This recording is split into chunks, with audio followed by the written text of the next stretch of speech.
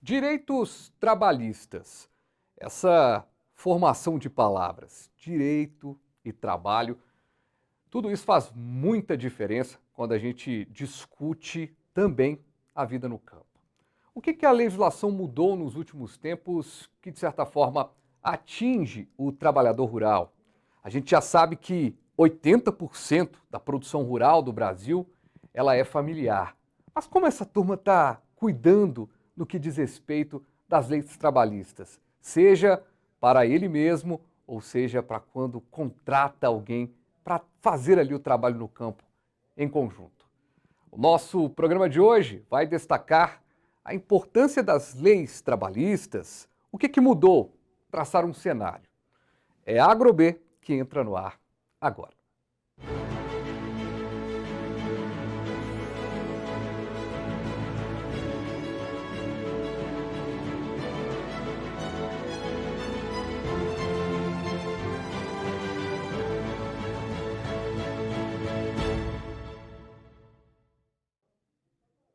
Que bom, mas que bom que você está aqui comigo no canal 527 Claro HD, 9 Claro Analógico, no youtube.com/canal Viver Brasil. Nosso jeito diferente de falar sobre agronegócio está chegando e a gente vai falar hoje sobre direitos, o que mudou na legislação trabalhista, o que conhecer a lei trabalhista é importante para você que está nos acompanhando. Eu tenho a honra de receber aqui no nosso programa a Gabriela Matias, advogada, mestre em Direito pela PUC Minas e professora no Centro Universitário UNA. Doutora, satisfação recebê-la aqui para a gente falar de direitos trabalhistas no agro, no campo. Muito bom. Muito obrigado. Obrigada, viu, Fabiano, pelo convite, né? Estou muito feliz de estar aqui com você. A gente fica muito feliz e a gente começa, inclusive, com uma pergunta muito interessante. Quando a gente fala de direitos, né, a gente fala de história, né? A gente tem um histórico de um país que começa ali com Getúlio Vargas, tem uma mudança com as leis trabalhistas. Muitos às vezes criticam por ser rígida demais, às vezes o trabalhador também critica porque ele acaba ficando preso. Mas existe coisa ainda melhor do que a lei trabalhista, a CLT, ela pode ser substituída por outra coisa? Não, né? Não. Ela ainda é o efeito melhor para o trabalhador. Com certeza. Essa parte que você falou de histórico, é muito importante a gente pensar que a CLT ela é de 43, como você mesmo falou, mas a legislação ela vem passando por alterações. Porque, querendo ou não, a gente sabe que o direito ele tem que estar caminhando em conjunto com a sociedade. À medida que a sociedade evolui, o direito também evolui. E aí, pensando no nosso trabalhador rural, né, nós tivemos uma lei que foi criada em 73, que é a Lei 5.889 de 73. E essa lei, ela trouxe para a gente uma regulação do direito do trabalhador rural, que é um pouquinho diferente da CLT, porque a CLT excluiu a sua aplicação ao trabalhador rural. Mas, como todo trabalhador deveria saber, a Constituição de 88 trouxe uma equiparação. Aquele que trabalha no campo e o que trabalha na cidade tem praticamente os mesmos direitos, após a Constituição de 88. Pois é, e isso é muito interessante para a gente entender. Por isso que eu comecei com o histórico, foi ótimo aqui a continuidade, porque a gente teve aí um hiato, né, de quantos anos, né, 50 anos, 40 anos, a matemática, eu sou de humanas, né, gente? 40 anos para chegar a gente ter um direito igual. Muitos trabalhadores rurais que foram tão importantes para o crescimento do Brasil, para se transformar em essa potência que é o agro hoje, que a gente tem aí a década de 60, a década de 70 como uma coisa impulsionadora. Muita gente que acabou não se aposentando bem ou tendo dificuldades e tudo mais. Até para a gente poder deixar claro aqui para o produtor rural, principalmente que está nos acompanhando agora, a lei trabalhista hoje ela é sim uma ferramenta utilizada, porque muitas das vezes, estou perguntando isso, porque muitas das vezes, CLT que nada, né, e tal. Ainda é a legislação trabalhista ainda não se inventou algo, a gente já colocou, mas ela ampara hoje o trabalhador de forma mais eficiente. Mas mesmo depois de 88, algumas mudanças aconteceram. Sim, com certeza. A maior parte dos produtores, você já deve ter ouvido falar também, né, Fabiano? Nós tivemos uma reforma trabalhista no ano de 2017. É a Lei 13.467 de 2017. E ela alterou diversos dispositivos da CLT. E é importante a gente pensar, por que eu estou falando de CLT e também de trabalhador rural? Porque após a Constituição de 88, como houve essa equiparação de direitos, nós vamos pensar que a CLT hoje ela é aplicada subsidiariamente para o trabalhador rural naquelas questões que a lei do rural não trouxe um dispositivo específico. Então, a reforma trabalhista também irá se aplicar para o trabalhador rural no que tange aos pontos que não foram tratados pela lei específica do rural. A gente pode colocar aqui alguns tópicos importantes dessa mudança. Quais mudanças mais efetivas aí no que diz respeito para o trabalhador rural?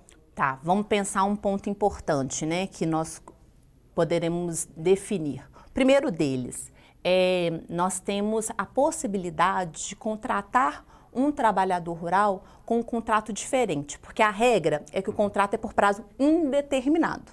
E aí, se a gente for pensar nessa alteração legislativa pós-reforma, nós temos o contrato temporário que poderá ser aplicado ao trabalhador rural, que é um contrato que ele tem um prazo específico. Ele é bem específico, né? O empregador rural, ele tem que pensar na hora de fazer esse tipo de contrato, porque ele tem que seguir à risca a lei.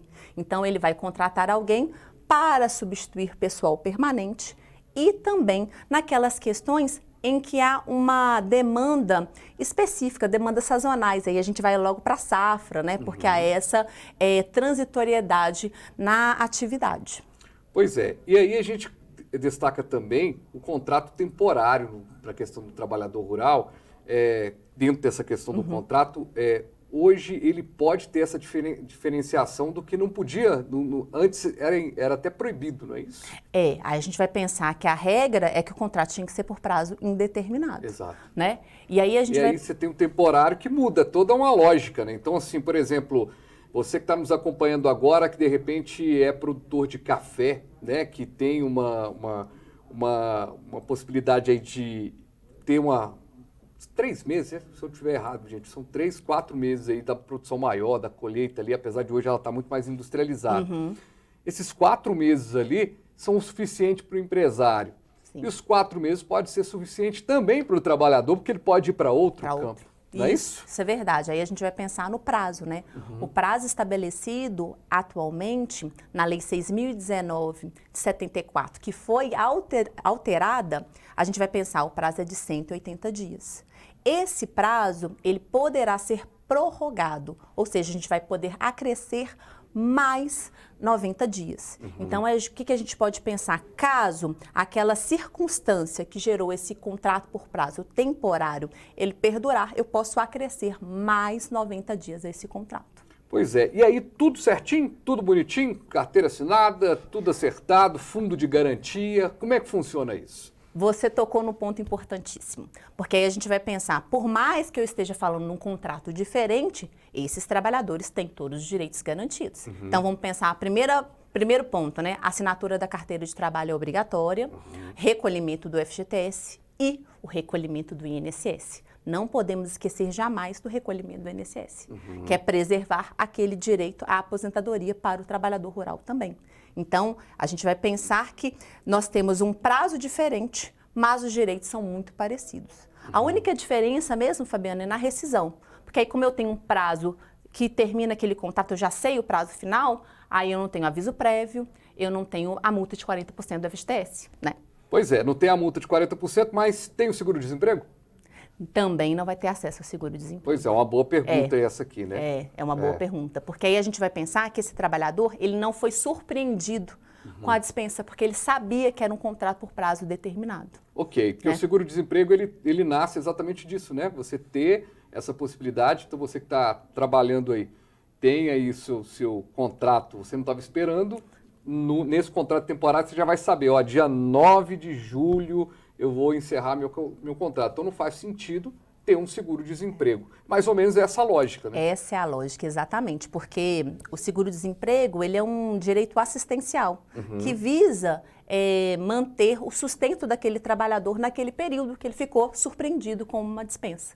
Né? Muito legal. E é interessante a gente falar disso, porque, aproveitando até a sua experiência como mestre em Direito, né, e ter essa oportunidade de estar em sala de aula discutindo várias situações, porque hoje acontece no Brasil, não é só na produção, no produtor rural, mas no geral, do trabalhador que está migrando para o PJ, ele está se transformando no microempreendedor individual.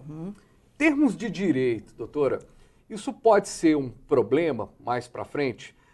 O MEI, assim, o que eu tenho discutido, e a gente tem a possibilidade de discutir com várias pessoas, o legal é que está num programa que você recebe pessoas das mais diversas áreas, e para falar do mesmo tema, é de que tem ganhos com a MEI, porque você está pagando, você está recolhendo o INSS, você está buscando aquelas coisas. Mas, aproveitando a sua experiência entre MEI e CLT, tudo bem que nós não estamos num período do trabalhador poder escolher muita coisa, não. Se tiver o MEI, é o MEI, se tiver a CLT, vai ser a CLT. Infelizmente, a gente está num momento complicado. Mas qual que é o melhor cenário, na sua opinião? O MEI, ele, de certa forma, tende a substituir o CLT de alguma forma ao longo dos anos, no campo e em outras áreas. Isso é prejudicial no que diz respeito à lei trabalhista? Atua-se menos nesse processo? Tá. Essa pergunta, Fabiano... Pergunta de $1 milhão de dólares. Exatamente. Porque a gente vai pensar assim, nesses momentos de crise, é claro que a gente vai perceber que o trabalhador, ele não está tendo muita escolha, né? Mas esse empreendedorismo, ele tem sido uma tendência ao longo desses últimos anos, né? A maior parte dos trabalhadores, independente se é do campo rural, eles pretendem ter essa autonomia, né? Se tornar patrões de si mesmos.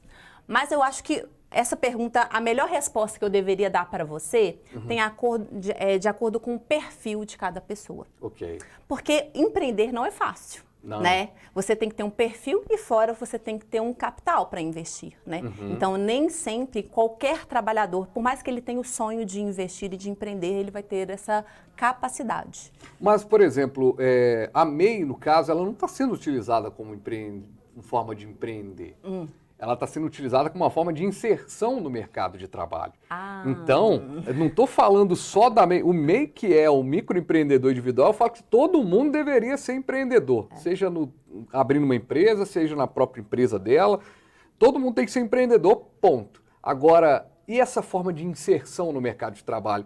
Acho que é uma análise que eu acho que é interessante de a gente abordar, mesmo que a gente não chegue a conclusão nenhuma aqui definida, e nem esse é o propósito, mas é porque está tendo aí uma substituição clara da carteira de trabalho pela MEI. E isso no campo pode ser algo a longo prazo bem complexo, porque você não tem alguns benefícios, você não tem algumas retaguardas que a própria carteira de trabalho, a CLT, garante, né?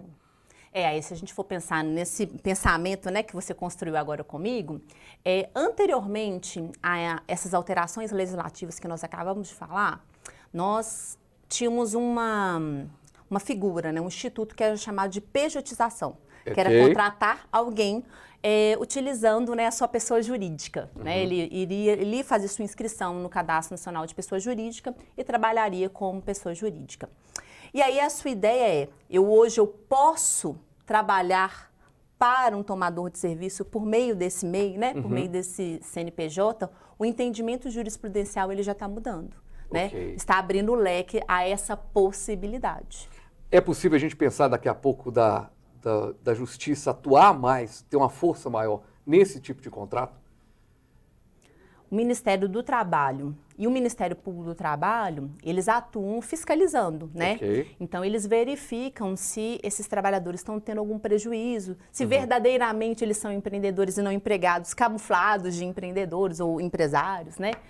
O feeling mesmo, assim, ele é muito tênue, se a gente for pensar a linha, né? Então, a fiscalização, ela vai ocorrer. E hoje é muito fácil essa fiscalização, porque o Ministério do Trabalho e Previdência, a Receita Federal, eles possuem os canais todos muito interligados, então não dá para fugir. A fiscalização, ela agora ficou difícil.